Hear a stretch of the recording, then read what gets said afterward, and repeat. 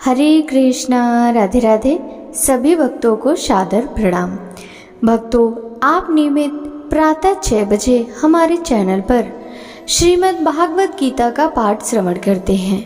प्रातः 6:30 बजे श्रीमद् भागवत महापुराण की कथाएं भी श्रवण करते हैं। सभी वारों की कथाएं, तिथि ज्ञान इत्यादि की जानकारी भी आपको हमारे चैनल के माध्यम से दी जाती है। भक्तों, यदि अभी तक आपने चैनल को सब्सक्राइब नहीं किया है तो अवश्य ही कर लें। साथ ही बेल आइकन भी प्रेस कर लें, जिससे आने वाले हर नए वीडियो का नोटिफिकेशन आपको समय पर मिल सके। भक्तों, कल आपने ध्यान योग नामक भगवत गीता के 6वें अध्याय के पाठ का रसपान किया था।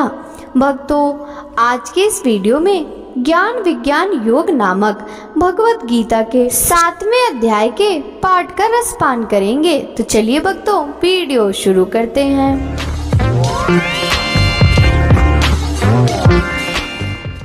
श्री कृष्ण भगवान बोले, हे पार्थ, मुझ में मन लगा करके मेरे ही आश्रय होकर योगाभ्यास करते हुए मेरे स्वरूप का संशय रहित पूर्ण ज्ञान होगा। सो सुनो, विज्ञान के सहित वह पूर्ण ज्ञान मैं तुम्हें सुनाता हूँ, जिसके जानने से तुमको इस लोक में कुछ जानना शेष न रहेगा। सहस्त्रों मनुष्यों में से कोई एक सिद्धि प्राप्ति के लिए प्रयत्न करता है, और उन प्रयत्न करने वाले सिद्धों में से जो भी मुझे ठीक से जान पाता है, पृथ्वी, जल, अग्नि, वायु, आकाश, मन, बुद्धि और अहंकार, यह 8 प्रकार की मेरी प्रकृति है। इस प्रकृति को जड़ कहते हैं, और हे महाभाव, इससे दूसरी प्रकृति चेतन है, जिसने संपूर्ण जगत धारण किया है।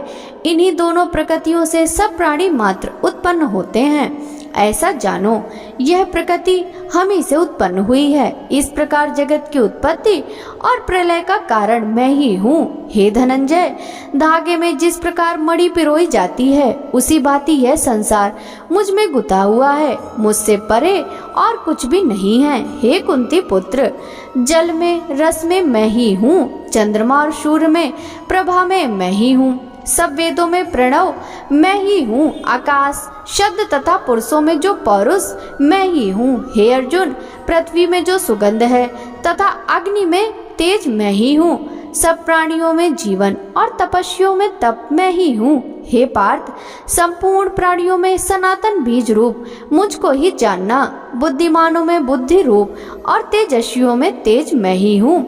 हे भरत श्रेष्ठ, काम और रोग सहित बलवान पुरुषों में बल और पुरुषों में धर्म के विरुद्ध न जाने वाला काम मैं ही हूँ। जितने सात्विक, राजस, तामस पदार्थ हैं, वे सब मुझसे ही उत्पन्न हुए हैं, परंतु उनमें मैं नहीं रहता हूँ, ये मुझ में है। सत्व, रज, तम, ये तीनों गुणों के भाव से यह संसार मोहित हो रहा है।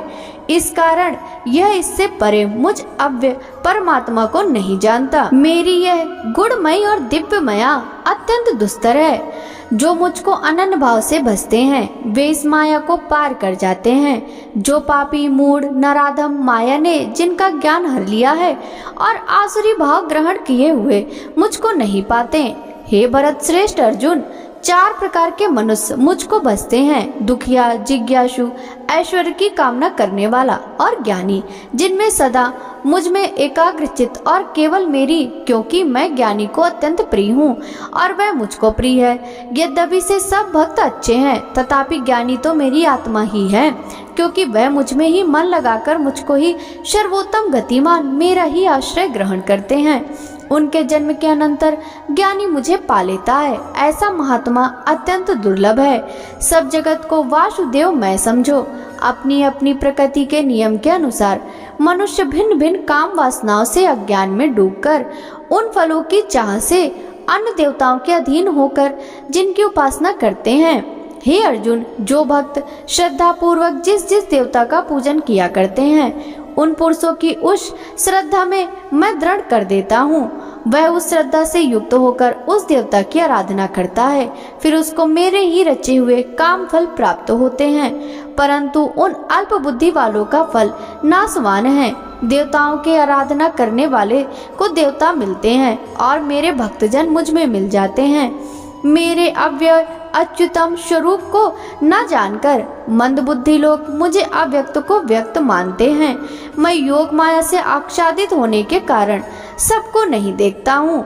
उसमें मूढ़ लोग अनादि तथा अविनाशी मुझको नहीं जानते। हे अर्जुन, मैं भूत भविष्य और वर्तमान के सब प्राणियों को जानता हूँ, पर मुझे कोई भी नहीं जानता। हे भरत श्रेष्ठ, हे परंतपः, इच्छा और द्वेष उत्पन्न होने वाले सुख दुख आदि द्वंद्वों के मोह से जगत के सभी प्राणी भ्रम में फंस जाते हैं। जिन पुण्यात्माओं के पाप नष्ट हो गए हैं, वह पुरुष द्वंद्व के मोह से छूटकर दृढ़ निश्चय करके मेरी भक्ति करते हैं। जो मेरा आश्रय लेकर जीवन मरण के दूर करने के अर्थ प्रयत्न करते हैं, वे पुरुष पर ब्रह्म आत्मज्ञान और संपूर्ण कर्म को जानते हैं। जो आदिभूत आदि देव और अधिक इन सब में व्यापक मुझे जान जाते हैं, वे समाधिनिष्ठ पुरुष मरण काल में भी मुझको जानते हैं। भक्तों, अब हम श्रीमद् भगवद गीता के 7वें अध्याय के महात्म्य का रसपान करेंगे। श्री नारायण बोले, हे लक्ष्मी, अब 7वें अध्याय का महात्म्य सुनो। एक पटेल नाम का नगर है, जिसमें शंकुकर्ण वैश्य रहता था। वह व्यापार करने को नगर के बाहर कहीं जाता था। रास्ते में शंकुकर्ण को सर्प ने डसा, वह मर गया। उसके साथ ही उसकी दाह क्रिया कर आगे को गए। जब लौटकर घर में आए तो उसके पुत्र ने पूछा, मेरे पिता शंकुकर्ण कहाँ हैं? उन व्यापारियों ने कहा, तेरे पिता को सर्प ने डसा था, वह मर गया। यह पदार्थ तेरे पिता का है, तू ले ले। 1 करोड़ रुपया दिया और उसकी गति करने को कहा, क्योंकि पिता वह अवगति मरा था।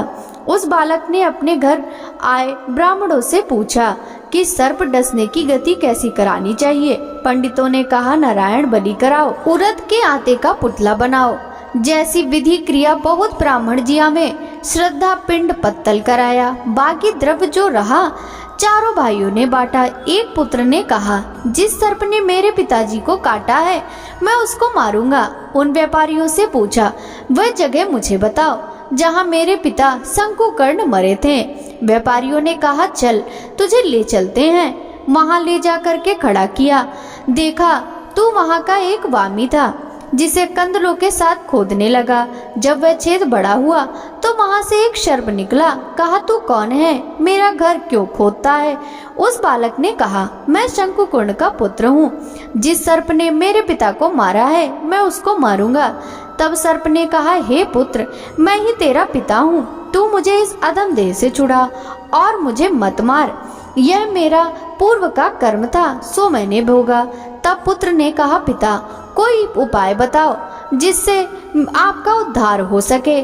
तब सर्प ने कहा, हे पुत्र, किसी गीता पाठी ब्राह्मण को घर में भोजन करवाओ, उसकी सेवा कर, उसके आशीर्वाद से मेरा कल्याण होगा। तब उस बालक ने अपने घर और नगर में जितने गीता का पाठ करने वाले थे, उन सबको बुलाकर गीता जी के 7वें अध्याय का पाठ कराया और उनको भोजन करवाया।